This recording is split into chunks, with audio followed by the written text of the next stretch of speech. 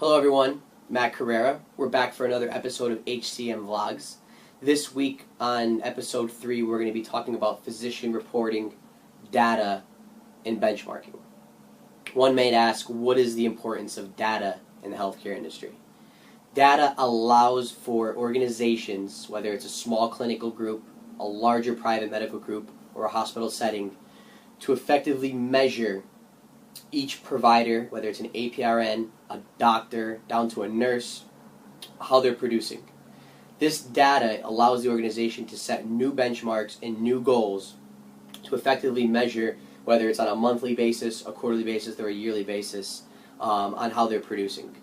Some might ask, what is the difference between financial data and reporting and physician data? Financial reporting will be more of your profit and loss statements, your balance sheets, your overall financial health of the practice. When you break it down by provider or physician compensation reports on a monthly basis or quarterly basis, it allows you to effectively measure that solo or particular doctor. Without doing this, if a practice or a group made $100,000 in a month, you're just seeing the lump sum of the money on the financial reports. The purpose of these data reports is to then break it down by provider, by physician, to see how they effectively produced each month. Where do you get the data from? A lot of the EMR systems out nowadays, you can extract the data from easy as a click. Most of the time you can pick the date range that you want it between, whether you want it from January 1st to the end of the month, or you want to start testing things halfway through the month. However you want to set the metrics up, you can usually extract the data from the EMR system nowadays. Formatting. I personally use Excel. Excel works for me. It allows me to customize my reports. There's millions of ways you can do it. There's not one set formula or one set setup that will allow you to be successful. In my opinion, if you're consistent and persistent as far as collecting the data and running the data and ensuring that you're showing these data reports to the board or different executives in the organization, it allows them to see the way the group is moving. Timing. I run my productivity reports on a monthly basis, quarterly basis, and annual basis. This allows me to get a snapshot of things in a close view on a monthly basis and then on a yearly scale. There's some reporting that you don't need to do every month, and there's some reporting you need to wait to do for the whole entire year. The types of reporting that are done, that I do personally, are several different kinds. I do a report called a productivity analysis, and this is done on a monthly basis. I have an Excel sheet set up. It breaks down each provider in the group. So let's just take an example. If I'm a pediatric group and I have 10 providers in the group, I have all 10 providers listed out. I show their charges for the current year, their collections for the current year. Collections are everything that's adjusted and written off after the insurance made their adjustments. It's the actual money the practice collected. And then I have a snapshot of the year before. So if we're in 2018, I have 2018's production numbers, charges, and collections. And then I have 2017 charges and collections. And then I have Excel do the data and run the numbers for me, and then I have a net difference. This net difference on the following column allows for me to see at a quick eye, are the provider's charges up or are they down? Now, that's a really rough way to just say, oh, they're doing better or doing worse. In this report, I also have the days the physician worked, how many days of the month. You have to factor in. Maybe they're on vacation that month. Maybe they were off a lot that month. That can cause a decline in their productivity or revenue. I have the amount of patients they saw, because then what I do as well is I compare a month to month from a year to year scale the patient volume. So if one month there were 300 patients, and then the following month, the following year there were 280 patients, I know off the bat they're down 20 patients in that month's period of time from year to year. This also allows me to see growth because it'll give me the average number of patients they saw on average that month based on these metrics. So this report is done January through December. So now each month I can see how each physician is producing. When I finish the year off, I have an annual snapshot of 2017 results versus 2018 results on one spreadsheet with all the math completed. At that point, come the end of the year, the 13th column is a totals column. It shows January, December, all added up, total charges, total collections, total charges of 17, total collections of 18. It gives me the net difference showing that they've produced more than the following year or they've produced less. This productivity report also allows me to see not just based on each provider, but it also gives me a total column for the entire group. So even though I can break down each physician and provider on a monthly scale, each column where it says charges and collections has a total column adding up all 10 physicians. So at that point, if I want to just see how one provider did, I can see it. If I want to see how the group did that month, I can also see how they produced. Some other reporting that I do on a yearly basis is productivity benefit reporting. And what I mean by this is that I like to scale the production of the physician or provider versus the fringe benefits and what they cost me to be here, their overhead expenses. What that allows me to see is their profit margins at the end of the year. I'm going to take an example.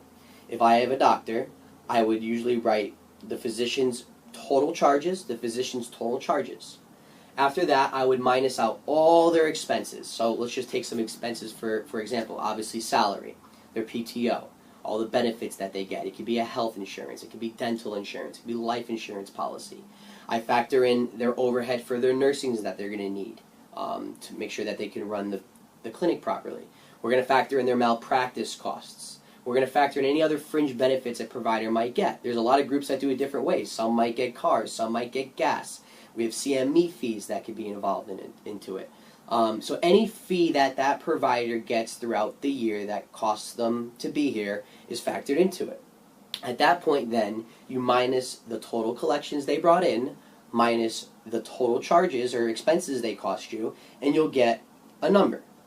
I would hope most of the time that for a healthcare organization that number is in the green.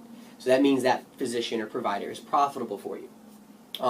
There's different scales of it now. So I don't only just do it on one physician, I do it on all my physicians. And then I can compare physician to physician on who is not only more profitable, but who's more net profitable. Someone can have a higher collection rate, but if that person has a higher collection rate but costs me a lot of money, their net margins and profit margins are a lot lower. So me, in my eyes, is that doctor is a little top heavy. So they might be a great performer, but they also cost me a lot. And that could be because of years of service. It could be many factors that can vary into that. And without having the data from the EMR system or having the data accessible, healthcare organizations would never understand or realize where the growth can happen. There's millions of other reports, and we'll have other videos on different type of reporting that's out there. There's appointment by types.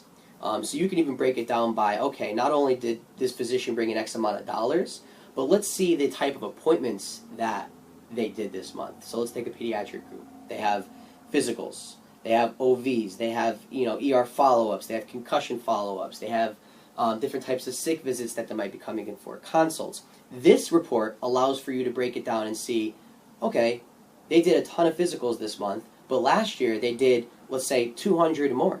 Why did this physician all of a sudden physicals drop 200 points? Was it their availabilities? Was it their likeliness as far as patients liking them and their satisfaction? Reporting can get so deep that a number can tell you a lot, but also you need to investigate further. Not only will I just run reporting and data, but I also will follow up with summary questions and surveys. The surveys will allow me to get a live feedback from the patients. If I have a negative feedback from a lot of the patients for a certain provider, and their numbers have been declining, that gives me a really good, accurate reason that people are seeing them less because they're not happy with their quality of care. There's other factors that are involved as well. So back to other reporting that we can touch upon will be population health. I also run reporting to show all the insurances we have in the group, in the organization, and then to see if we have, maybe if we're top heavy in Medicaid, or if we have a lot of Aetna patients. This allows us to see where our population and insurances are coming from. Outside of this, for population health, I also will factor in the age grid. A pediatric group is 0 to 21 years old. If you have most of your population between 15 and 21, that doesn't show promising growth. If you have a ton of newborns coming in every month, That's growth, because now these children need to go 21 years through the stage, allowing your group to continue to grow and these people to come back and see the doctors. That is another massive figure that I check on every month, is the newborn scale, because that tells me that the group is growing. I compare that month to month.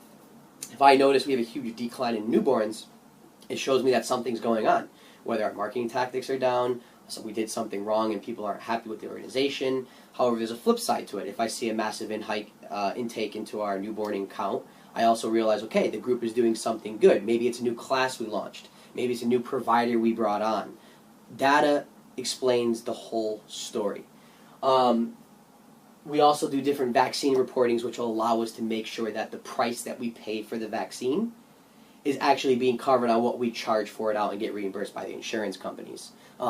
That is very important to me, because I want to make sure that if we're paying for a flu vaccine, the amount we're charging and the insurance is reimbursing us actually covers what it costs to give that vaccine to the child. Thanks again, everyone, for tuning in this week. I'm going to be asking for some feedback. If you could please leave your comments below. Some people have been reaching out asking to have a podcast version rather than a video. If we feel that is more effective, I'll be happy to do podcast versus videos.